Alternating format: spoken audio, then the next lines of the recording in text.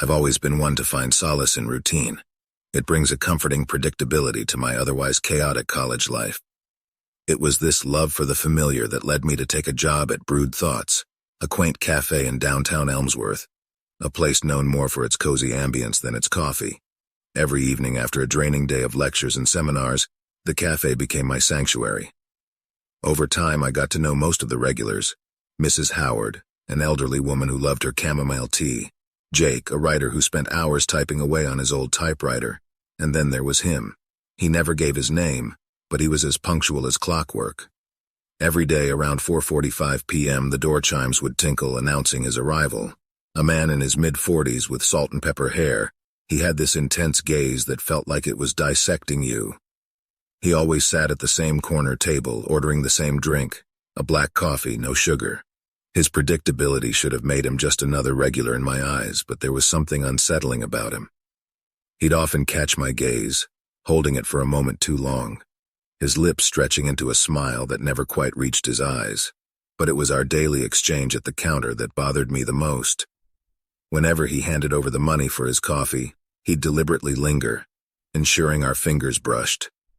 The first time I dismissed it as accidental, but as days turned to weeks, this brief touch became a deliberate act, sending shivers down my spine.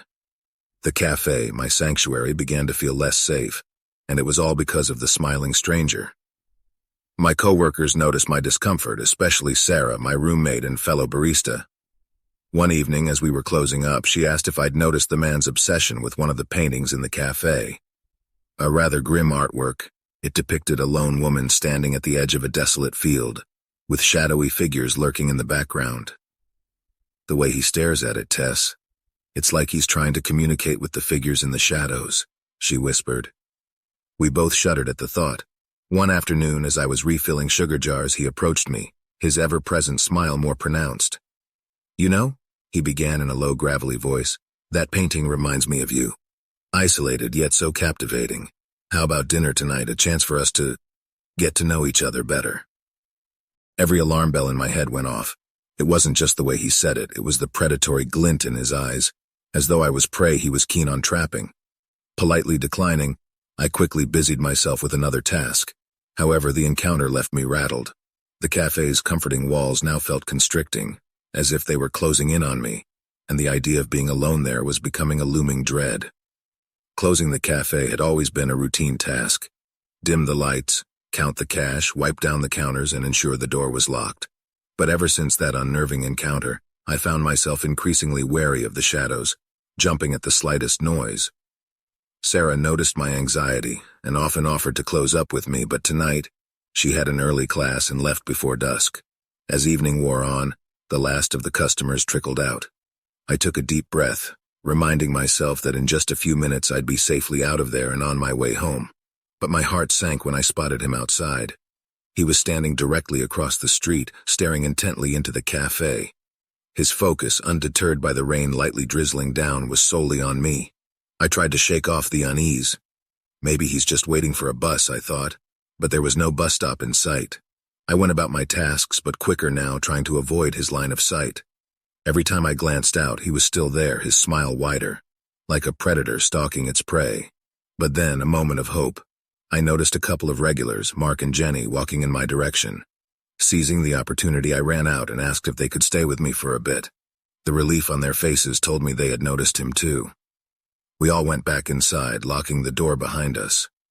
Inside the safety of the cafe, the atmosphere was thick with tension.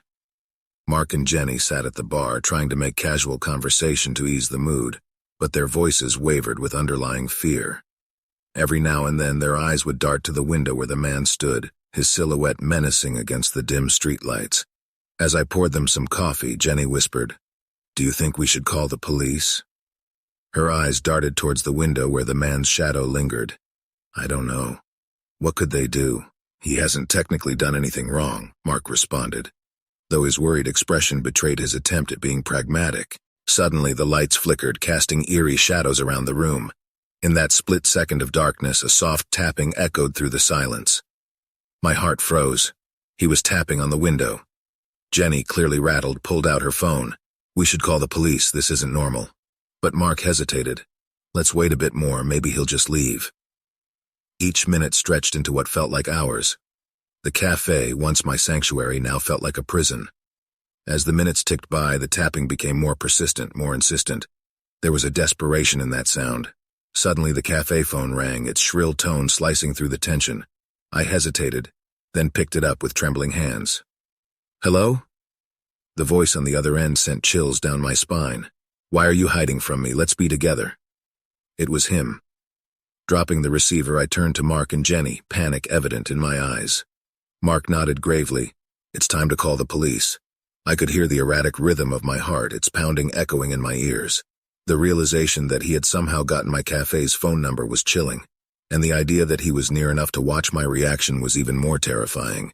Jenny was on the phone, her voice trembling as she relayed our situation to the 911 operator. "Please hurry," she whispered. While we waited, Mark grabbed a metal rod from the back room. "Just in case," he said, trying to appear brave. But his eyes were wide with fear and his hand shook slightly as he held the makeshift weapon. Suddenly, the lights of a car cut through the darkness, illuminating the cafe. A momentary relief washed over me, thinking it was the police. But as the lights became brighter, it became clear that they were coming from a vehicle pulling into the cafe parking lot. Mark peered through the blinds. "It's his car," he whispered hoarsely. As the car engine died, the chilling silhouette of the man stepped out, holding something in his hand. From our vantage point, it looked like a bouquet of roses, an eerie contrast to the menace he embodied. He approached the entrance, the roses now clearly visible, casting long, twisted shadows on the floor. Then, with a swift move, he placed them against the door. His voice, muffled by the door, broke the silence. "I just wanted to be with you." We held our breath, the weight of the moment pressing down on us. That's when the distant sirens broke the stifling tension. The man's head snapped in their direction, realizing the implications. As the sirens grew louder, he glanced one last time at the door before retreating to his car and speeding away. Minutes later, the police arrived, taking our statements and promising to keep an eye on the cafe. The roses he left behind were a haunting reminder of the danger that had passed, their crimson petals seeming to bleed into the night. It took weeks before I felt safe again, and I never did work late shifts after that. But the memory of that night, and the man with the eerie smile and roses remained forever etched in my mind. The days following the incident were a blur. The local news picked up the story, with the headline "Stalker Terrorizes Local Cafe," and my once peaceful workplace was swarmed by reporters seeking a juicy scoop. The police increased their presence around the cafe, and every car that parked too long or unfamiliar face was met with suspicion. Sleep became a luxury. Every creak of the floorboards or rustle outside my window would jolt me awake, convinced that he was there watching. The nights were particularly difficult. The ominous weight of the darkness felt suffocating, reminding me of that fateful night. Jenny and Mark, in an attempt to support me, invited me to stay with them for a while. Their cozy apartment, filled with the aroma of freshly brewed coffee and the soft hum of their old record player, provided a semblance of normalcy. Mark even installed new locks and a security camera, ensuring my safety. Every morning I'd find a new set of flowers on their dining table. Sunflowers, tulips, daisies, but never roses. Jenny would chuckle, saying, "A little brightness to start the day, and no memories attached." I started attending therapy, where I met others who had gone through similar experiences. Their stories, though varied, carried the same underlying tone of fear and resilience. We became each other's pillars, helping one another navigate the tumultuous journey of recovery. Months later, a break in the case came. The police apprehended the man, finding a shrine in his home dedicated to me, photos, snippets of my hair, and chillingly detailed plans. It was a stark reminder of how close I had come to a far more sinister fate. The trial was swift. With the evidence against him and testimonies from Jenny, Mark, and me, he was sentenced to a long stint in prison. The cafe, my sanctuary, underwent a transformation. With the support of the community, we turned it into a space for survivors of stalking and harassment, offering workshops, support groups, and a safe space to share their stories. Life eventually found its rhythm again. While the scars of the past remained, they were no longer open wounds, but a testament to my resilience and the strength of the bonds forged in adversity. And as for the roses, they still held a haunting significance. But over time, with the support of my loved ones, they transformed from a symbol of terror into one of resilience and rebirth. The decision to start afresh brought me to the Maplewood Apartments, Sunlight streamed through the large windows of my ground-floor unit, casting a warm glow on the polished hardwood floors. I remember being so drawn to the tiny garden patch outside. It was brimming with potential. Visions of weekend brunches and evening reads amidst a fragrant bloom of roses and jasmines filled my head. As I unpacked my boxes, infusing the space with pieces of my past, there was a palpable sense of optimism in the air. Little decorative touches from vibrant cushions to wall hangings transformed the empty shell into something distinctly mine. Neighboring voices drifted in from the open windows, sounds of families, laughter, and the mundanity of everyday life. It was the soundtrack of a community, and I eagerly anticipated becoming a part of it. During those initial days, I exchanged cordial nods and smiles with many residents of the building. Everyone seemed friendly enough, and the atmosphere was welcoming. I felt confident about this new chapter of my life. It wasn't long, however, before an unsettling pattern began to emerge, pulling a dark cloud over my sunny new beginning. As days settled into routines, I took to savoring my morning coffee in the garden. The gentle rays of the morning sun were often accompanied by the distant songs of birds and the rustling of leaves. It was during one such serene morning that I first noticed him. The shadow of a figure on the balcony directly above mine was etched against the floor, unmoving. When I looked up, I met the gaze of my upstairs neighbor, an older man with piercing eyes that seemed to look right through me. There was no wave, no greeting, just an unsettling, unbroken stare. At first, I brushed it off as mere coincidence, thinking perhaps he was just enjoying the morning view as well. But as days turned into weeks, it became unmistakably clear. He was watching me. Every time I ventured into the garden or glanced out of my window, there he was on his balcony, eyes fixed intently on my every move. Friends who'd visit would comment on it too. "Who's the creep upstairs?" they'd ask, trying to laugh it off, but their unease was evident. I began to feel like a caged animal, my once cherished garden becoming a place of exposure and vulnerability. It was as if a continuous shadow loomed over my life, casting a pall of unease. It wasn't just the constant observation, it was the intensity behind it, the obsessive focus that made my skin crawl. The real dread, however, set in when the gifts started appearing. At first, the items left at my doorstep seemed harmless, albeit a bit odd. A wilted rose, a tiny porcelain figurine of a cat, a hand-drawn sketch of my garden. But as days progressed, their nature took a disturbing turn. I remember vividly the morning I found a sealed envelope with my name written in shaky handwriting. Inside, a note that read, "For the beautiful woman with flowers in her soul." It would have been a sweet gesture had it come from a friend or loved one, but from this watchful stranger, it sent chills down my spine.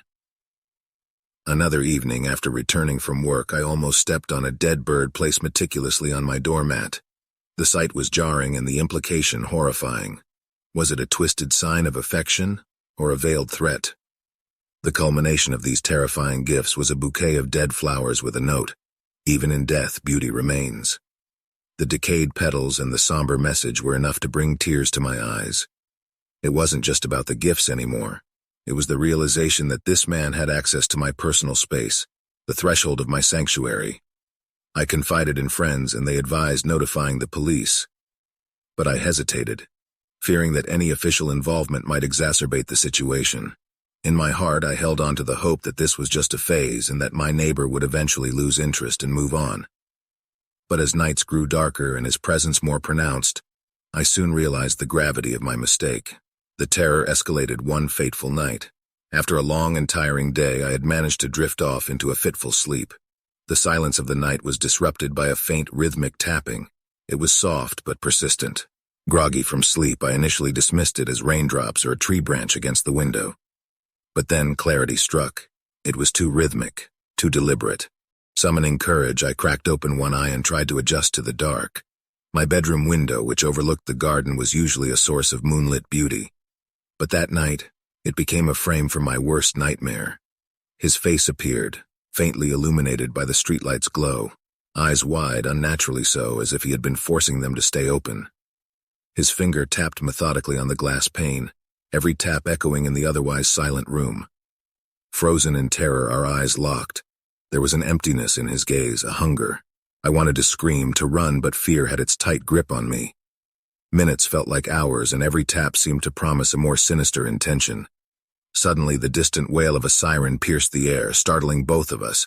his head tilted as if trying to locate the source of the noise, his face contorted into a grimace. And just like that, he vanished from my window, swallowed by the darkness from which he emerged. The relief was temporary, though, as the weight of the situation crashed down on me. He had been inches away, separated only by a thin sheet of glass. The next morning, I was a bundle of raw nerves. Every noise, every whisper of wind had me jumping. It was clear I wasn't safe in my own home. Though it was daytime and the world outside bustled with life, the trauma from the previous night hung heavily. I called in sick to work and decided I needed to take action. First, I reached out to the property manager about the upstairs neighbor, but their nonchalant attitude made it clear that little would be done immediately. I also contacted the local police. While they were sympathetic, they mentioned there wasn't much they could do without concrete evidence. Feeling trapped, I decided to install security cameras. As I was setting one up by the front door, my phone pinged with a notification. It was from my home security app. The motion sensor at the back door had been activated. My heart raced as I opened the app's live feed. There he was, the upstairs neighbor, pacing back and forth, clearly agitated, occasionally glancing up as if trying to locate the camera's position. Dialing 911, I recounted the incidents as I watched him. The operator assured me an officer was en route. And then, in a chilling moment, he looked straight into the camera, his gaze piercing the lens. He began to approach the door. Desperation kicked in. Grabbing my keys and purse, I bolted through the front door, heading straight for my car. As I peeled out of the parking space, I glimpsed him emerging from the building, scanning the lot, his face twisted in rage. I drove without a clear destination, heart pounding until I felt a safe distance away. I checked into a hotel for the night, needing the anonymity it provided. The police arrived shortly after my escape, but by then he had disappeared. The only trace of him, a crumpled note left at my door bearing just one word: soon. Over the next week, I found myself peering over my shoulder constantly. The idea of returning to the apartment was out of the question. Friends and family urged me to stay with them, but the fear of endangering them was too great. So I opted for various hotels, ensuring I never stayed in one place for too long. During this time, I delved deeper into finding out more about my upstairs neighbor. What I uncovered through old news articles and public records chilled me to the bone. 3 years prior, he'd been involved in a stalking case. His obsession over a woman had escalated to the point of her seeking a restraining order. The case ended abruptly when she disappeared, leaving behind a string of unanswered questions. I reached out to a private investigator, sharing my experiences and the information I'd unearthed. Intrigued, he agreed to take on my case, providing some semblance of hope in my increasingly dark world. It was during one sleepless night in a nondescript hotel that my phone buzzed. It was the private investigator. He had managed to track down my neighbor's current whereabouts. He was hiding out in an old cabin owned by his family, located on the outskirts of town. Taking matters into my own hands, I rallied a few trusted friends, and together, armed with the newfound knowledge and the determination to end this nightmare, we approached the cabin. It was a derelict structure, seemingly abandoned, but the faint glow of a candle inside suggested otherwise. We called the police, ensuring they were en route before we made any move. As we surrounded the cabin, we could hear him muttering, the same eerie tone I'd heard outside my window. And then, in a burst of rage and frustration, he emerged, only to be met by the waiting officers ready to apprehend him. The ordeal was over. The shadow that had plagued me was now in custody, his reign of terror brought to an end. But the scars, the emotional trauma would linger, a constant reminder of the vulnerability I'd felt. Months later, as I settled into a new home in a different city, I vowed to never let my guard down again. The experience had changed me, forging a stronger, more resilient version of myself, rising from the shadows of my past. The allure of the online realm had always been strong for me. Away from the hustle and bustle of everyday life, I found solace in the pixels and sounds of my favorite online game. Each login felt like stepping into a new world, where I could be whoever I wanted, free from the judgments and expectations of the real world. The game was my escape, my sanctuary. It was during one of these virtual sessions that I first encountered Shadow Knight. From the onset, he seemed just like any other player, engrossed in the intricacies of our shared game. We'd team up for quests, exchange strategies, and share lighthearted banter. Over time, he became a regular in my gaming circle, someone I'd expect to see whenever I logged in. But as our avatars journeyed together through virtual landscapes, I failed to notice the subtle cues that hinted at his growing fixation on me. After all, In the virtual world, it was easy to overlook the nuances that, in reality, would have set off alarm bells. The game was my escape, and I wanted to believe in the good of this community. As weeks turned into months, our conversations shifted. No longer were they just about the game, but more about my life outside of it. Shadow Knight became more inquisitive, seeking details that seemed harmless at first. But like the pieces of a puzzle, they'd soon reveal a much darker picture. The transition was gradual, so much so that I didn't notice the line between friendly conversation and intrusive questioning being crossed. "What did you do today?" turned into, "What route do you take to work?" His curiosity felt genuine, so I brushed off any reservations I had. After all, we had been gaming allies for a while. Then there were the compliments. They started innocently enough. "Your avatar looks cool," swiftly changed to, "I bet you look even more amazing in real life." Flattered, I often laughed it off. But soon the remarks took a creepier tone.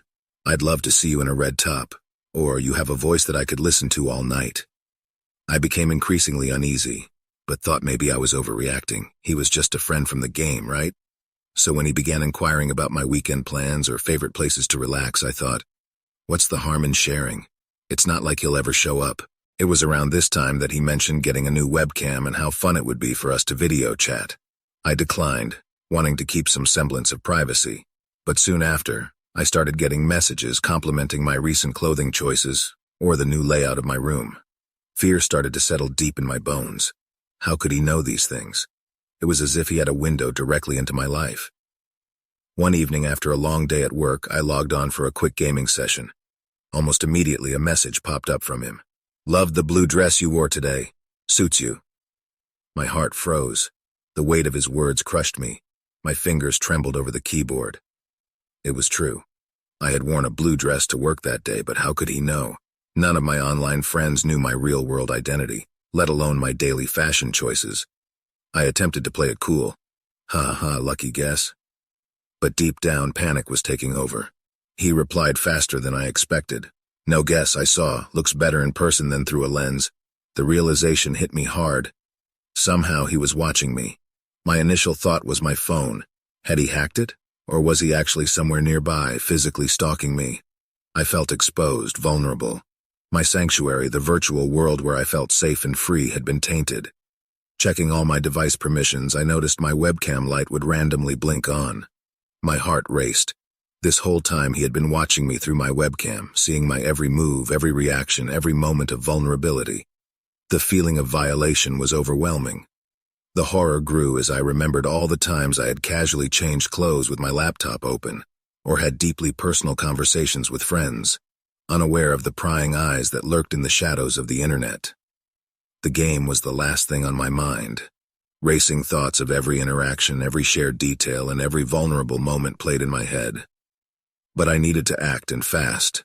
Taking a deep breath, I messaged him, attempting to keep my tone casual. "Impressive hacking skills. Ever thought of going white hat?" He responded almost instantly. "Where's the fun in that? Black hats see more in the dark." Chills ran down my spine, but this was my opportunity. "If you're that good, ever thought of a friendly challenge?" I proposed. His curiosity was piqued. "Go on." I decided to play along. "Hack into a site I give you. If you can break in, I'll be impressed." As we continued our conversation, I discreetly began recording every exchange. This might be my only chance to gather some evidence. While I set up a dummy site filled with traps and trackers, I hoped to trace his location or identity. Minutes felt like hours. My skin prickled with tension, each notification sound from the chat making my heart skip a beat. But finally I got what I was hoping for, an IP address. It wasn't much, but it was a start. Though the idea of involving the police had initially felt like an overreaction, now it seemed like the only logical step. With the IP address in hand and our chat logs as evidence, I hoped they'd take me seriously. The following morning, I made my way to the local police station. The cold building felt intimidating, its sterile walls echoing my fears. But I was determined. Upon explaining my situation to the officer at the front desk, I was quickly ushered into a small room where a detective introduced herself as Agent Smith. "I've dealt with cases like this before," she said, skimming through the chat logs and nodding at the IP address I'd provided. "You did well by getting this. But will it be enough?" I asked, my voice barely above a whisper. The reality of the situation was slowly dawning on me, and the weight of it felt overwhelming. Agent Smith looked thoughtful. "We'll do everything we can. The good news is, with the IP address, we can track his general location, but it may take some time."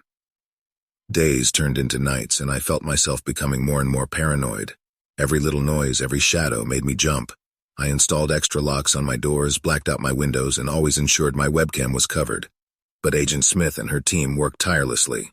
They partnered with the game's admins and got access to logs. They managed to trace the IP address to a location in a neighboring state. It turned out that my online admirer was part of a larger ring of hackers who preyed on women online, gathering their data and, in some extreme cases, physically stalking them. The knowledge that I wasn't his only victim was both a relief and a source of anger. How many others had he done this to? How many had he frightened, tormented, or worse? Weeks later, I received a call from Agent Smith. "We got him," she declared. My heart swelled with a mix of relief and trepidation. "He's been apprehended and will face charges for hacking, stalking, and more." The man who had been hiding behind the virtual world was a young tech expert named Eric. He had multiple aliases online and had been watching dozens of women, invading their privacy and using the thrill of the hunt to satisfy his own twisted desires. The blue dress remark wasn't just a fluke. He had been tracking me for months. With Eric behind bars, I began to rebuild my life. The gaming community rallied around me, with many female players coming forward, sharing their stories and experiences. We formed a support group emphasizing the importance of online safety and advocating for more stringent regulations in gaming platforms. I became an advocate, speaking at schools and colleges about the perils of sharing too much online and the importance of safeguarding personal information.